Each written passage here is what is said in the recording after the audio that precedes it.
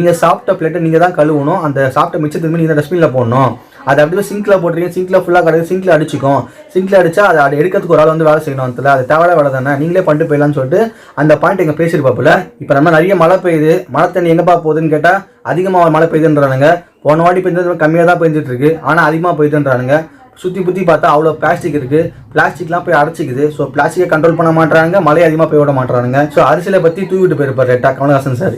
இந்த டிவிலும் அந்த டிவிலையும் சரி, யார் வந்து டிஆர்பி ஏற்றுனவங்க யார் டிஆர்பி இறக்குனவங்கன்னு சொல்லியிருப்பாங்க. இந்த பாயிண்ட்ல பார்த்தீங்கன்னா நிறைய பேர் கருத்துல சொல்லிட்டு இருந்திருப்பாங்க. அது அதிகமாக நாமினேட் ஆனது வந்து மைனா அவர்கள் வந்திருப்பாங்க, நிவா அவர்கள் வந்திருப்பாங்க, விக்ரமன் வந்திருப்பாரு.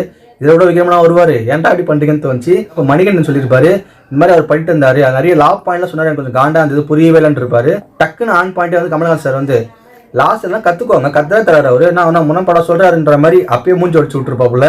ஸோ நிறைய பேர் வந்து டிஆர்பி ரேசிங்க்கு வந்து அமுதவாணன் தான் கொடுத்துருப்பாங்க. அமுதவாணன் சூப்பராக ஃபார்ம் பண்ணார்.